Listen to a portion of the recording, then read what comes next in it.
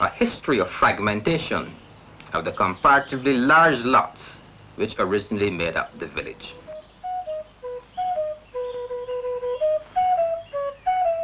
A glimpse of the status and activities of some of the residents is provided by the House of Assembly's investigation of the franchise qualification of 5 voters in the controversial election of 1849.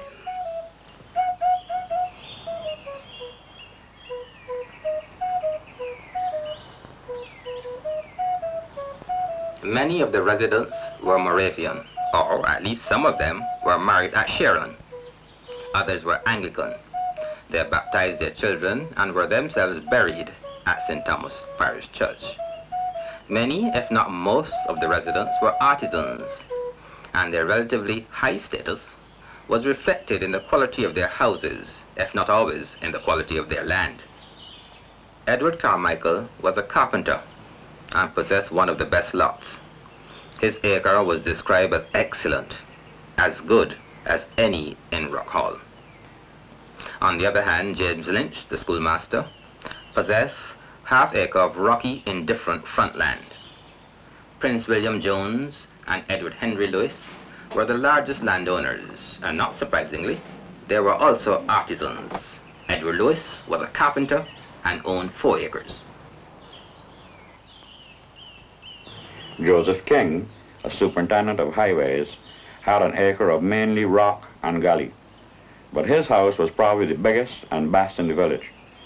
The house was built partly of stone, had a foundation, a hipped roof, was neatly plastered, and measured 35 by 11 feet. St. Michael Sever remarked in 1849 that he did not know anywhere a laborer's house as good as King's.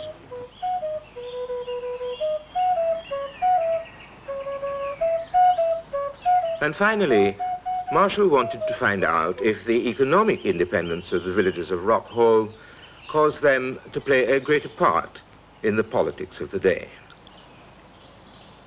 The villagers' participation in the political process was mainly the work of Samuel Jackman Prescott, editor of The Liberal and founder leader of a loose coalition, the Liberal Party. From the early 1840s, Prescott had campaigned for a popular extension of the franchise. The failure of Prescott's first Franchise Reform Association to secure its objectives may have turned his attention to the possibilities of a campaign of voters' registration.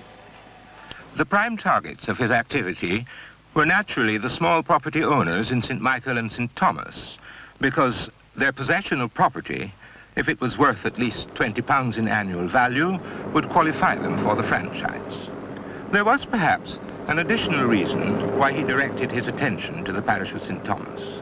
A bitter personal and political feud had developed between himself and Dr. James S. Bascom, a leader of the Conservative Party who had represented the parish of St. Thomas since 1820.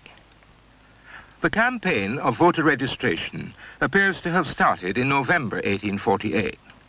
Prescott's method was simple and direct. He sought out those residents in the Free Village who seemed to possess enough property to qualify for the franchise. Then he arranged for valuation of their property. When he was satisfied that value of the property met with the requirements, he put them on the voters' list. Prescott's activity greatly affected the campaign and the outcome of the 1849 election in St. Thomas. In the first place, the number of registered voters in the parish nearly doubled between 1847 and 1848, rising from 43 to 74.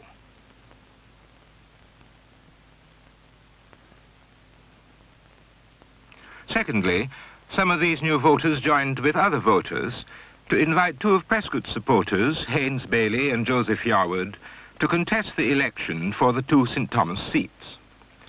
These developments naturally upset the leaders of the Conservative Party. Bascom's membership of the Assembly and his political dominance of the parish were being effectively challenged for the first time. Moreover, the participation of the villagers in the election seemed to threaten an upset of the natural order of things. The Conservatives therefore met fire with fire. They abused Prescott and the other liberal leaders as low radicals who were exploiting poor deluded simpletons. And they alleged that a significant number of the new voters were not properly qualified to vote because they had not paid the road tax. The Liberal Party responded angrily to these attacks.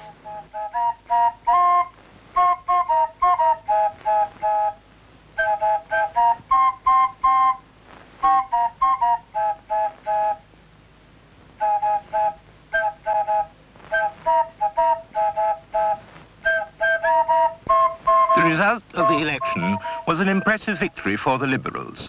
Haynes Bailey topped the poll for the Liberal Party with 34 votes, and Bascom and Grant, the former members of the Assembly, came next with 33 votes each, and therefore faced the prospect of a by-election to fill the second seat.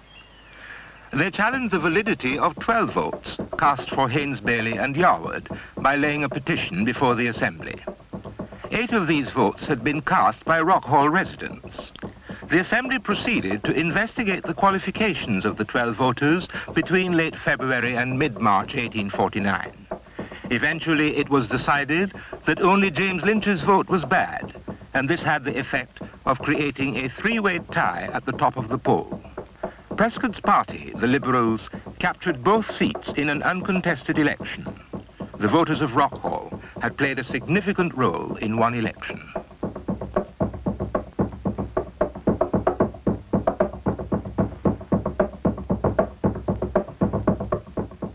Most of our written history has dealt with large groups and institutions, with the plantations, the planter class, the sugar industry, slavery, laborers, immigrants, and emigrants. Also, too, much of this writing has been based on the consultation of a few major sources, like, for instance, Colonial Office correspondence, blue books, Assembly and Legislative Council minutes, and newspapers. The result of all this has been that large areas of our social history have not yet been written up fully, and therefore we know little about small institutions and groups which were dynamic factors in our historical development. Also, too, we know very little about the lives and activities of the ordinary people whose labor has made Barbados the community that it is today. This study of a Barbadian village, formed just 3 years after slave emancipation, may therefore be regarded as significant for a number of reasons. First, it attempts to make a contribution to that small body of literature on free villages in the Commonwealth Caribbean by showing that, contrary to the view of many historians, Barbados shared with other Commonwealth Caribbean territories the experience of free village formation. This development in Barbados was certainly far less spectacular than that in Guyana and in Jamaica, but the development did take place in Barbados. Already 4 such villages have been identified in St. Thomas, and it is probable that more existed in other parishes. Secondly, this study attempts to reveal the range and value of available sources for research on village development and other aspects of social history. The search of deeds, wills, registers of baptism, marriage and death, and particularly surveyors' records and oral sources will clearly yield abundant information for the writing as well as the revision of Caribbean social and economic history. Finally, this study attempts to raise the visibility level of individual members of a neglected social group and of the group itself. This is an important point. Too often, our historical literature creates the impression that slaves and their descendants were little more than statistics, a willing or unwilling labor force, creating little for themselves that was durable, even anonymous. The reality has always been different. Many slaves and their descendants were clearly sentient, striving individuals, and the creators of the Rockhall village are a sample of that reality about which we should be reminded.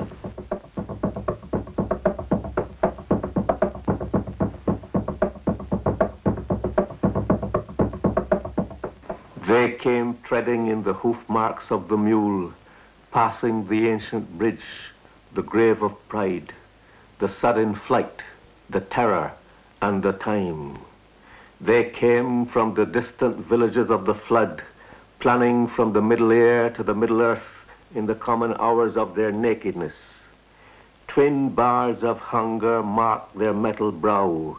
Twin seasons mock them, parching drought and flood. Oh, long is the march of men, and long is the life, and wide is the span.